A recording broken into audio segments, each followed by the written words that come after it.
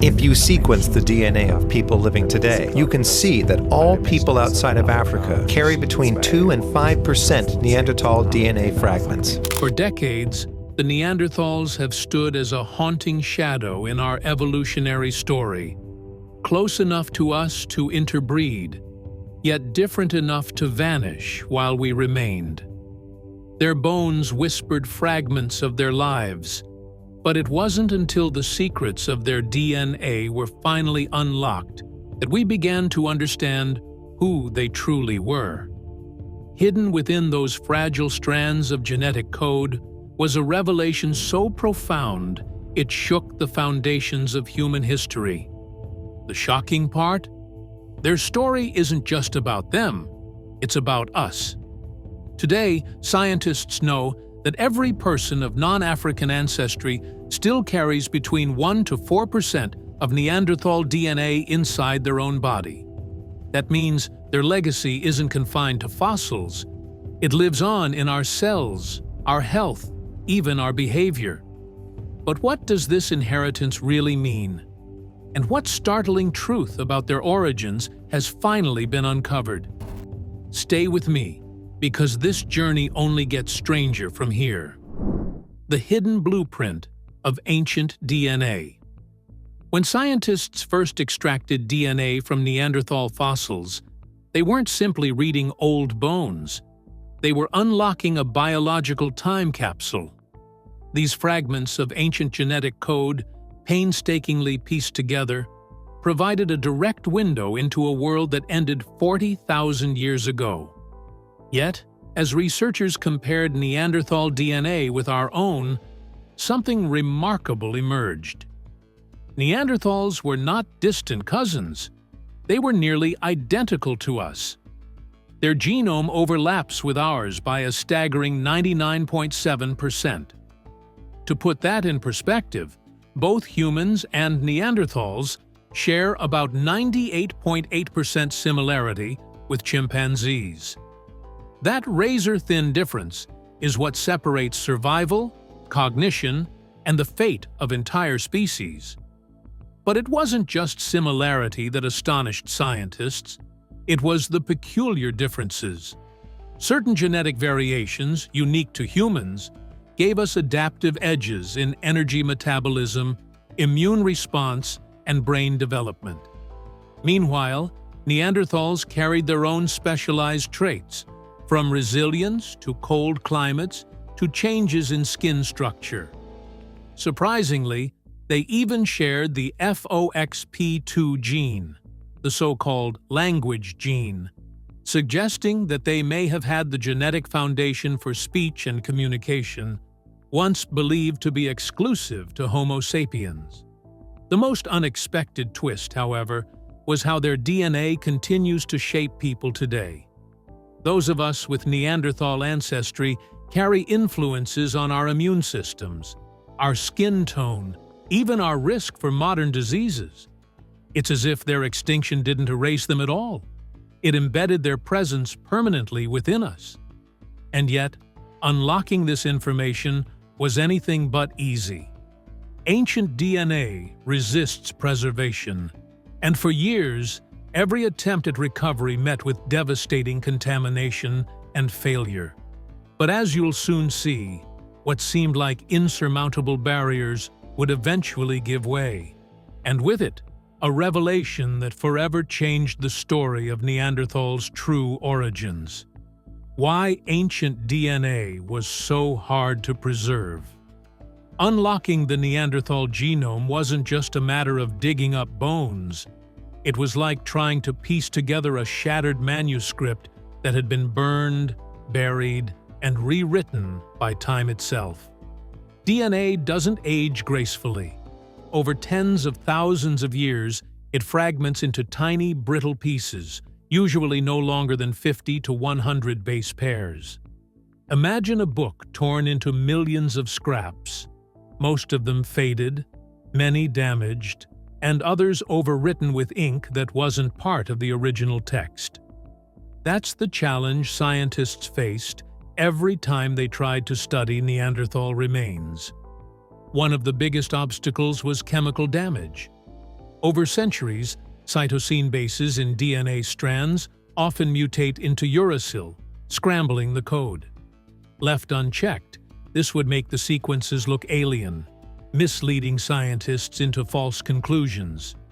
Then there was the environment itself. Cold, dry climates like Ice Age Europe were kinder to DNA, but tropical regions destroyed it almost entirely. This created a bias. Most of the Neanderthal DNA we have today comes from Europe, skewing the picture of their evolutionary diversity.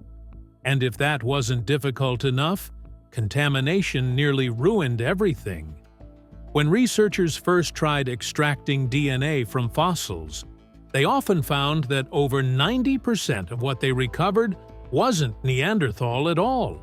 It was microbial DNA from soil bacteria or modern human DNA left by the archaeologists who had handled the bones. The closer Neanderthal DNA was to ours, the harder it became to tell the difference. The margin of error was razor thin, less than 0.5% difference in base pairs. That meant a single fingerprint from a modern researcher could drown out an entire ancient sequence. The early pioneers of paleogenetics, like Svante Pääbo, often faced crushing setbacks. In the 1980s, while studying Egyptian mummies, Pääbo discovered that what he thought was ancient DNA was, in fact, the genetic residue of modern handlers. Entire projects had to be scrapped. Imagine spending years on analysis only to realize the ancient code you unlocked belonged to museum curators and archaeologists, not long-dead kings or Neanderthals. And yet, it was precisely these failures that sharpened scientific methods, forcing researchers to invent cleaner labs, stricter protocols, and more advanced sequencing technologies. What followed was nothing short of revolutionary. The ability to reconstruct Neanderthal DNA piece by piece, eventually culminating in a discovery that wouldn't just explain who the Neanderthals were, but where they truly came from. How ancient DNA reveals evolutionary secrets. By the early 2000s, technological leaps in DNA sequencing gave scientists the power to finally peer beyond fragments and into entire genomes. The breakthrough came in 2010, when researchers successfully published the first draft of the Neanderthal genome. Using bones recovered from Vindija Cave in Croatia, they assembled millions of short DNA fragments like pieces of an ancient jigsaw puzzle. For the first time in human history, we had access to the complete genetic blueprint of our closest extinct relatives. The results were staggering. Comparative analysis between Neanderthal and modern human genomes showed that our species diverged from a common ancestor roughly 400,000 years ago. Yet the genetic overlap was so high, 99.7%, that it challenged long-held assumptions about how different Neanderthals really were. Where modern humans and chimpanzees differ by 1.2% of DNA, humans and Neanderthals were separated by only a whisper of variation.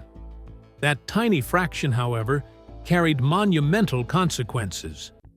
Ancient DNA revealed population dynamics we never could have guessed from fossils alone. Around 50,000 years ago, Neanderthals experienced a catastrophic population bottleneck, dwindling to perhaps only 5,000 individuals across Eurasia. Such small numbers allowed harmful mutations to spread unchecked, weakening their reproductive success and resilience. Researchers believe this may have accelerated their decline, leaving them vulnerable just as Homo sapiens expanded out of Africa. Even more fascinating was the role of mitochondrial DNA, mtDNA. Unlike nuclear DNA, mtDNA is passed down strictly through maternal lineages. When scientists sequenced Neanderthal mtDNA, they found it diverged from modern human mtDNA approximately 660,000 years ago. That means their maternal line split far earlier than their nuclear DNA suggested, creating a puzzle that didn't quite fit. Were Neanderthals truly direct cousins, or did their maternal ancestry tell a different story? Adding to the mystery, Neanderthal mtDNA carried unusual structural quirks. It formed complex four-stranded knots called G quadruplexes, which may have slowed down mitochondrial replication. It might sound like a minor detail, but in evolution, even the smallest inefficiencies can shape survival. Did these quirks weaken Neanderthals over time, or did they mask hidden advantages we haven't uncovered yet? What became clear was that DNA was no longer just confirming what fossils told us. It was rewriting the timeline, the relationships, and even the fate of our closest kin. But the greatest twist was yet to come. A strange discovery buried in the mitochondrial record that hinted at something no one expected. An ancient migration that may have replaced Neanderthal maternal DNA altogether. The mitochondrial mystery, what mtDNA really tells us. If nuclear DNA is the full encyclopedia of a species, mitochondrial DNA is the family diary, passed only from mothers to their children, generation after generation. For Neanderthals, that diary revealed a story that no one had predicted.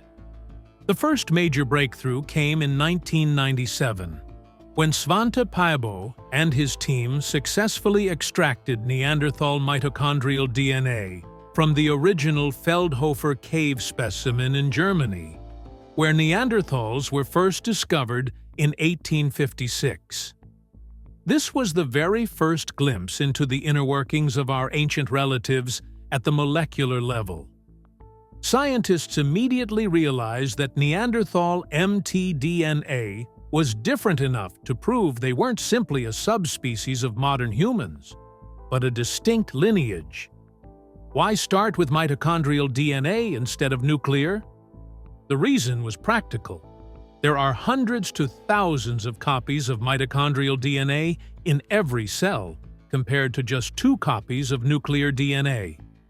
That abundance made it far more likely to survive the brutal test of time. On top of that, mtDNA mutates much faster than nuclear DNA, which gave scientists a clearer clock to measure evolutionary splits. In 2008, researchers achieved an even greater milestone, sequencing the entire mitochondrial genome of a Neanderthal. This feat was accomplished using only a fragment of bone weighing less than 1/3 of a gram from Vindija Cave in Croatia. With advanced high-throughput sequencing, they pieced together 8,341 separate mtDNA fragments, creating a detailed map of Neanderthal maternal ancestry. What they found was puzzling. The Neanderthal mitochondrial DNA was about 3 times more different from us than humans are from one another, yet only half as different as chimpanzees are from us. Using these differences as a timeline, scientists calculated that Neanderthal maternal lineages split from ours between 550,000 and 690,000 years ago. That pushed the Neanderthal divergence much deeper into the past than anyone had expected. But the true shock came later. In 2017, scientists sequenced mtDNA from a Neanderthal femur found in Hohenstein-Stadel Cave in Germany, dating back 124,000 years. This specimen carried a mitochondrial lineage unlike any other Neanderthal ever found, one that diverged from all others at least 220,000 years earlier. It was so different that scientists believe an ancient wave of early humans migrating out of Africa may have completely replaced the original Neanderthal maternal line. This discovery raised a jaw-dropping possibility. The maternal ancestry of Neanderthals might not have been entirely their own. Instead, it may have been overwritten by an earlier mysterious population of humans. Suddenly, the story of Neanderthal origins looked far more complicated than we ever imagined. Nuclear DNA and the hidden story of Neanderthal origins. While mitochondrial DNA revealed a strange and tangled maternal past, it was the sequencing of Neanderthal nuclear DNA in 2010 that truly transformed our understanding of their origins. Unlike mitochondrial DNA, which is inherited solely from the mother, nuclear DNA carries the full genetic blueprint of both parents, containing millions of instructions that shape everything from bone structure to brain wiring. Unlocking it was like opening the master book of Neanderthal life. At the Max Planck Institute in Leipzig, Svante Pääbo and his team worked tirelessly for years to overcome the contamination issues that had plagued earlier attempts. With new sequencing technologies and precision techniques, they pieced together the nuclear genome from 21 ancient bones found in Croatia's Vindija cave. The results were astonishing. The nuclear data revealed that Neanderthals and modern humans shared a common ancestor roughly 800,000 years ago, with their lineages diverging between 270,000 and 440,000 years ago. But what truly shocked scientists was the level of genetic overlap with modern humans. DNA sequences from Neanderthals were far more similar to those of Europeans and Asians than to those of Africans. The implication was unavoidable. Neanderthals and Homo sapiens had interbred. This revelation upended everything we thought we knew. For decades, scientists debated whether Neanderthals had contributed anything at all to our genome. Fossil evidence alone had never settled the debate. But nuclear DNA left no doubt. People of non-African descent today carry between 1 to 4% Neanderthal DNA. East Asians carry slightly more, around 20% higher than Europeans, suggesting multiple waves of interbreeding. And the surprises didn't stop there. In 2014, researchers sequenced the complete genome of a female Neanderthal from the Altai Mountains in Siberia. Her DNA revealed that her parents were likely half-siblings, confirming that Neanderthals lived in small, isolated, and often inbred groups. Later discoveries, like the genome of a Neanderthal nicknamed Thorin from Grotte Mandrin in France, showed populations separated by only a few hundred kilometers could remain genetically isolated for over 50,000 years. This paints a striking picture. Neanderthals weren't a single unified population.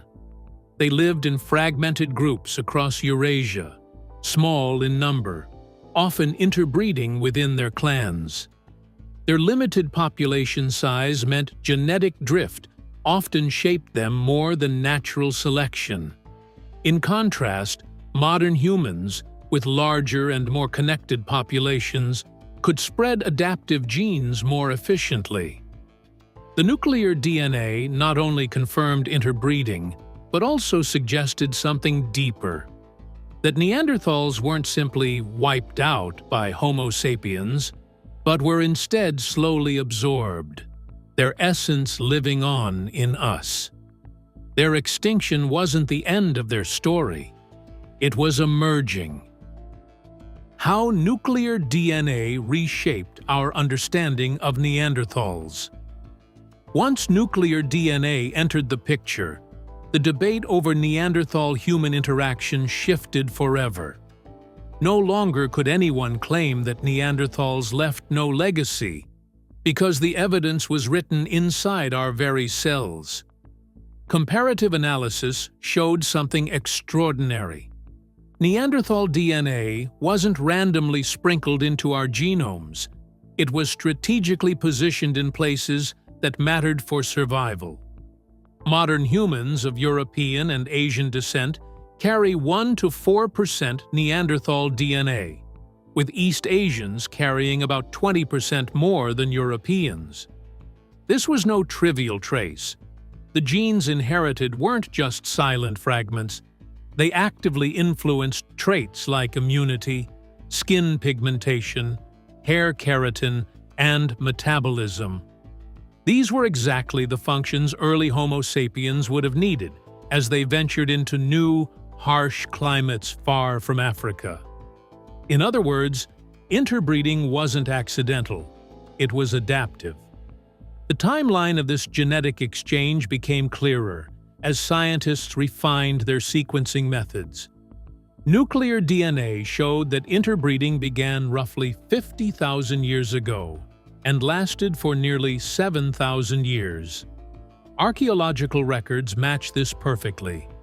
Modern humans and Neanderthals overlapped in Europe and Western Asia for about the same span, sharing caves, landscapes, and inevitably, family ties. One of the most striking discoveries was the presence of Neanderthal deserts, regions in early human genomes completely devoid of Neanderthal DNA. These deserts appeared in areas related to brain function and male fertility, suggesting that not all genetic combinations were beneficial.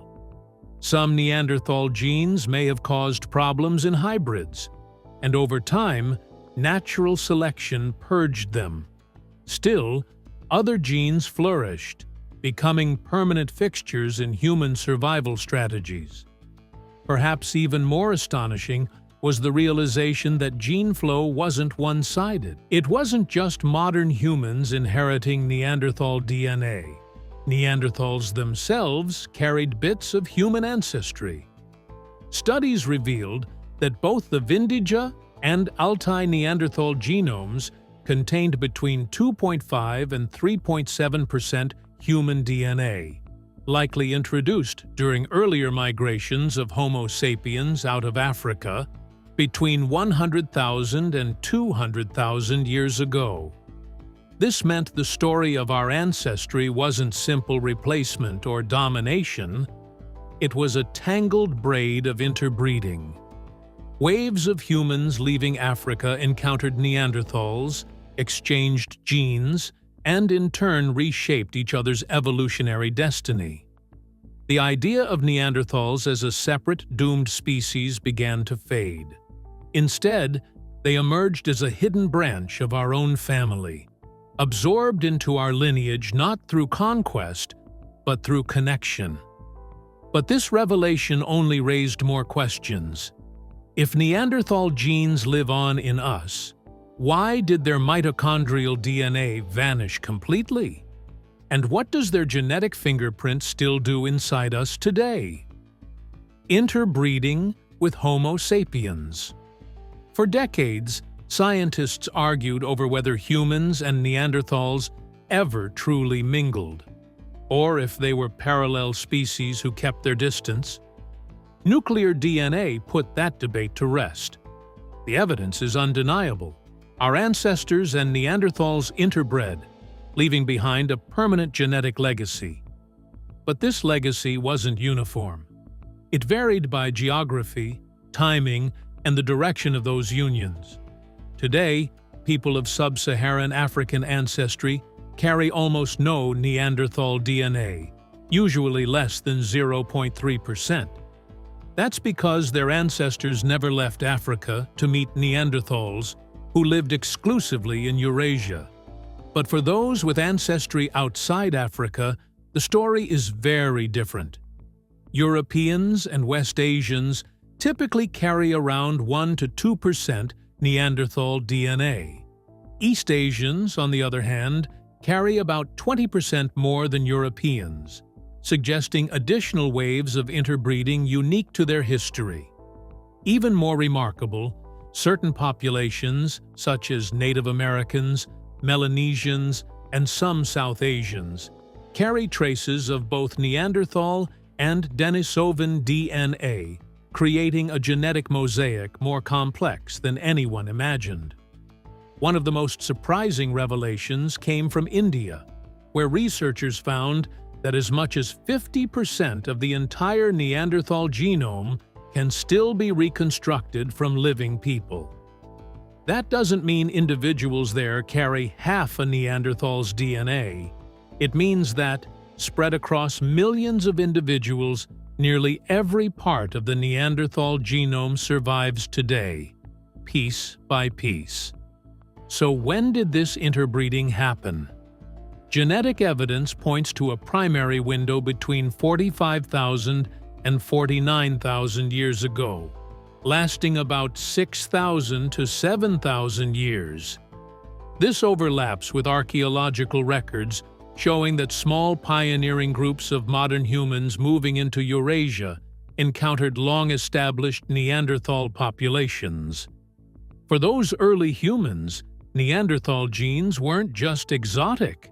They were life-saving. Scientists have identified at least 347 Neanderthal genes that boosted human adaptation outside Africa. Many of these genes enhanced immunity, helping early Homo sapiens fight off new pathogens. Others altered skin pigmentation and metabolism, helping us endure colder climates and unfamiliar diets. But there was a twist.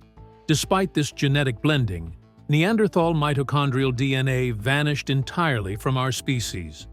Not one trace of their maternal lineage remains in modern humans. Why? Some scientists argue Neanderthal mtDNA carried harmful mutations, leading to its loss. Others suggest social structures favored unions between Neanderthal males and human females, which wouldn't transmit Neanderthal mitochondria at all. Whatever the reason, this absence remains one of the great mysteries of our shared past. And that mystery opens the door to an even stranger question. If their mtDNA vanished, why do their nuclear genes remain so strongly in us? The answer reveals not only how Neanderthals shaped our biology, but how their story is still alive within us today. Why Neanderthal mtDNA is missing in modern humans. The absence of Neanderthal mitochondrial DNA in modern humans remains one of the most intriguing puzzles in genetics. Nuclear DNA clearly shows that humans and Neanderthals interbred. Yet not a single strand of Neanderthal mtDNA made it into us. How could this happen?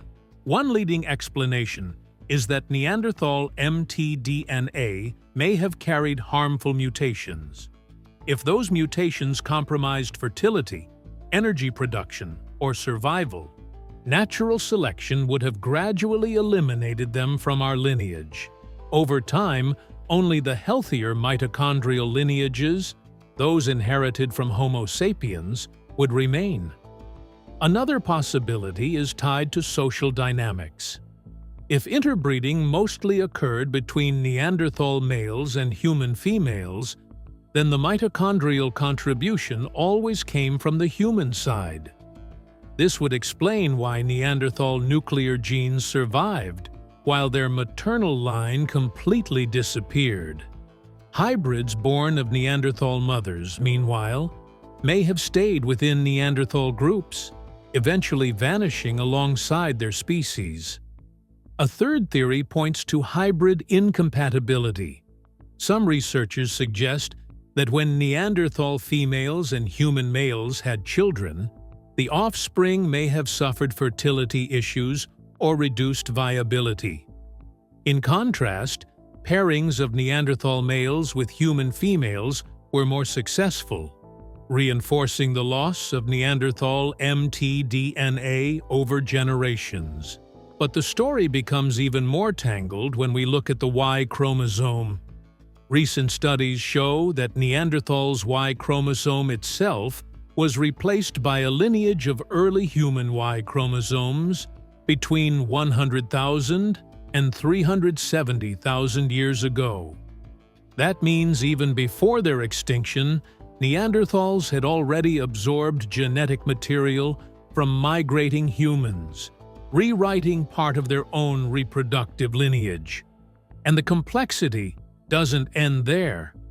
Evidence shows gene flow wasn't limited to just Neanderthals and humans. Denisovans, the mysterious cousins discovered in a Siberian cave, also exchanged DNA with both groups. In fact, Denisovan ancestry is absent in Africans, West Asians, and Europeans, but it reaches 46% in Oceanian populations. Some Negrito groups in the Philippines carry the highest known levels of Denisovan admixture anywhere on Earth.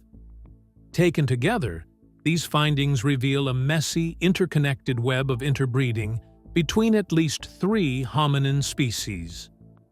The loss of Neanderthal mtDNA is not a sign of their insignificance. It's evidence of just how complex their relationships with us were. While their maternal line vanished, their nuclear DNA remains alive in billions of people.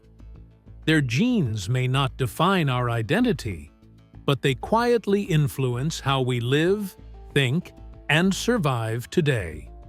What Neanderthal genes do in us today.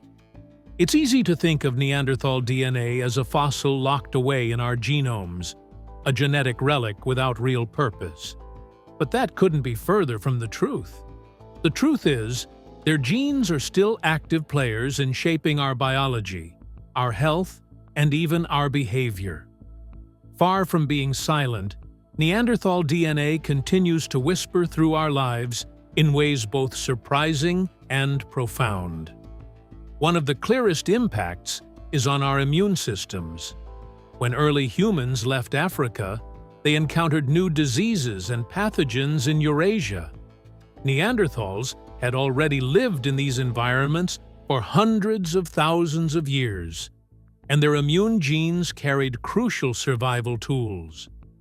Some of these genes, particularly in the toll-like receptor, TLR family, are still present in us today, helping to boost immune responses.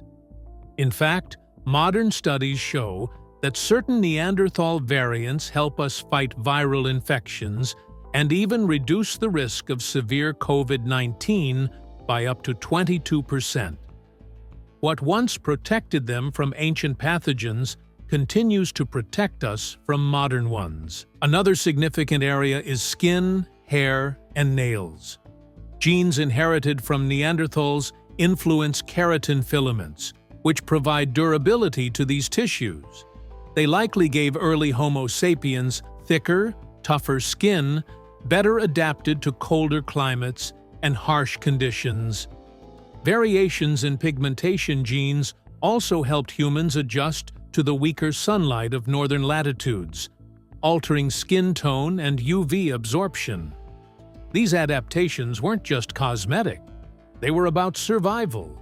But Neanderthal DNA influences much more than appearance and immunity.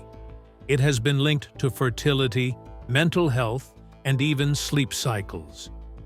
Roughly 1 in 3 European women carry a Neanderthal-derived variant that increases fertility and reduces miscarriage risk. On the flip side, other Neanderthal gene variants are associated with higher susceptibility to depression, nicotine addiction, and even certain autoimmune conditions. It's a double-edged sword. What once helped survival in a prehistoric world sometimes works against us in the modern one. One fascinating example is the FOXP2 gene, the so-called language gene. Both Neanderthals and modern humans share the same variant, suggesting that the capacity for complex speech existed before the two lineages diverged. Whether Neanderthals actually spoke as we do remains uncertain, but genetically, the building blocks were there. And then there are the traits that surprise us most. Genetic studies suggest at least some Neanderthals carried mutations in the MC1R gene, giving them red hair and pale skin. Remarkably, this trait evolved independently in Neanderthals and humans, a striking example of parallel evolution. Far from extinct, the Neanderthals live on in us, shaping the way we look, the way we resist disease, and even the way we feel. Their disappearance from the fossil record did not erase them. Instead, they became a hidden but permanent part of who we are. So, what do we make of all this? For centuries, Neanderthals were dismissed as brutish cavemen, doomed to extinction while we became the crown of evolution. But their DNA tells a completely different story. They weren't a failed experiment. They were survivors, innovators, and, in many ways, our family. Their genes live on in billions of people across the globe, woven into our immune systems, our skin, our fertility, even our emotions. Every time you take a breath, heal from a wound, or adapt to a changing environment, you might be relying on a gift passed down from Neanderthals. The real revelation, however, is that their extinction wasn't absolute. It was an absorption. Through interbreeding, their population didn't vanish. It merged. They became part of us, their unique adaptations carried forward into the future by our ancestors. In a way, Neanderthals never died out. They just transformed, becoming threads in the great tapestry of modern humanity. Even their mysteries continue to challenge us. Why did their mitochondrial DNA disappear? What social dynamics shaped their unions with early Homo sapiens? How much of their cognition and culture resembled our own? Each answer raises new questions, showing us that our evolutionary past is more complicated and more fascinating than we ever imagined.